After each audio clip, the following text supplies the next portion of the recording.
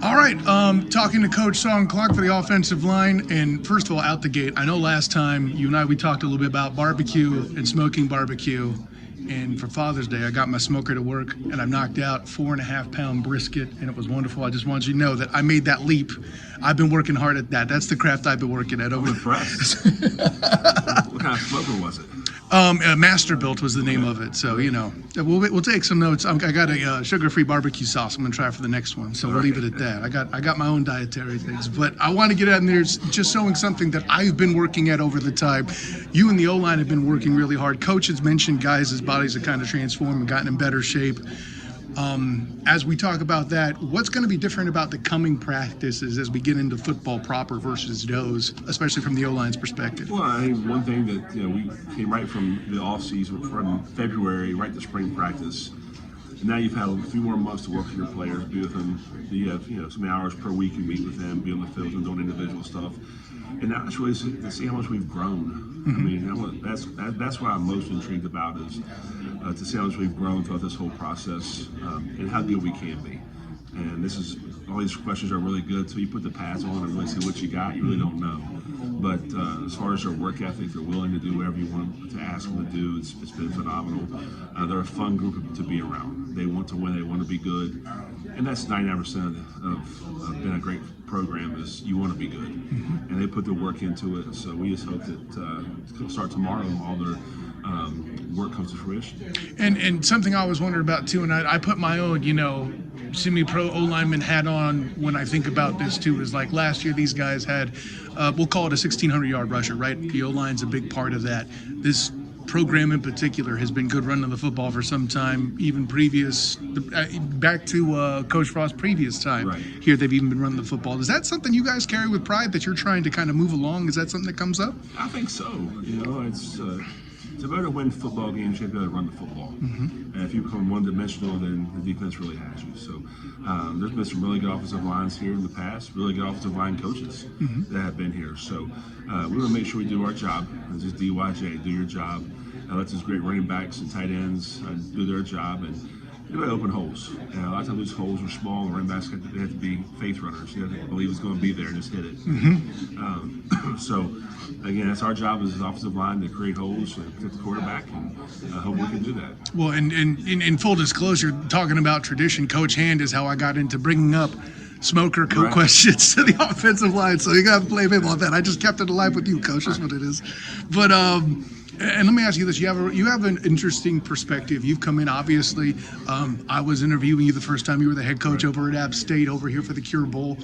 And I think we hear about the challenges, and there's a lot to criticize about NIL and the state of college football, and we've heard a lot about how it makes coaches' lives more difficult. But is there anything positive that's come out of it from your perspective? What was like, well, hey, there's this that works better for me in this era than it was when I was a head coach. Is there anything you'd pick out with that? Well, I think money makes the world go round, and thank gosh our administration, they've been able to help us with that. And you look back, I'm not speaking for Coach Frost, I'm speaking from my perspective, that we're able to go out and fill some holes that would have been hard to do if you didn't have that kind of assets. And so there's some positives to it.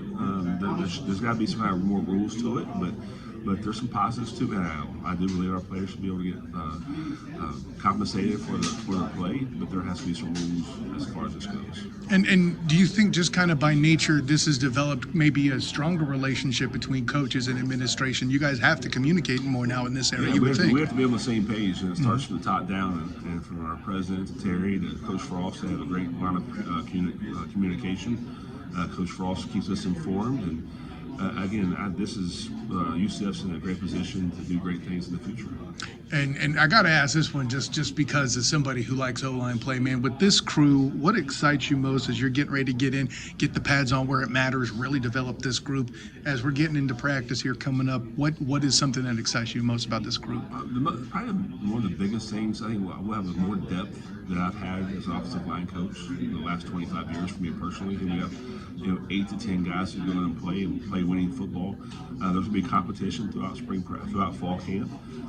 Our players have been told that several times. So we're not going to keep secrets from them because they're so the margin from first team to second team is not much, and it's really people go out and perform. It's about production. It's not about how good you can be, but it's about production. They've got to go out and produce, which I think they can. So I'm excited for it. I think we have a bright future this season, but we have to keep improving on a daily basis to be successful. It's a unique space, the offensive line, like because you're competing with guys, but you're also everybody. I feel like, at least with my group, what I've seen with you guys in particular is there's still a lot of communication and still a lot of teaching going on. Like the guy that started ahead of me, he rode in my car to the games when I was playing Semi Pro, that kind of thing, right? So I don't know that's something you capture anywhere else. Is that the kind of thing you see with your group here? It's the same thing. And that's probably what I'm most impressed with this year. The summers, our players have really hung out together. Usually your best offensive lines have been together 3 and 4 years, and that's not the case in college football anymore. So how fast you can bridge that gap to make sure they're close together is going to be key.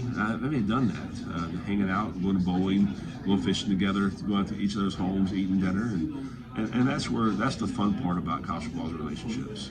And they've done a great job with that this far. And I suppose, and I should have asked you this last time. I don't think I did, but I'll go ahead and do it here. Like, we mentioned, App State, your time in the G5. UCF itself has recently, in the past few years, transitioned into the Power Conference. What changes about the physics in the trenches when you're going from a group of 5 to the Power Conferences? What is the difference in the play there? What do you see there? I think we had some really good offensive lines in that. Oh, yeah. When I was there, you can see that when we might compete versus the Texas A&Ms, the North Carolina, South Carolinas, have some big time wins there. Probably a couple inches is the biggest difference. I look back at our line. Wait, is that in height or is that in arm reach? Both. Okay. Both. I think inches height and arm length. But it's that. But we have several linemen still playing in the NFL today. Ryan News was 6'2", 290 pounds, starting center for the Falcons, and Cooper Hodges was playing for Jacksonville last year. So I watched him a little bit at camp. I know who you're talking about. So we've had, that's the biggest. You can get a little bit longer here, arms and height, which matters. We try to protect the quarterback.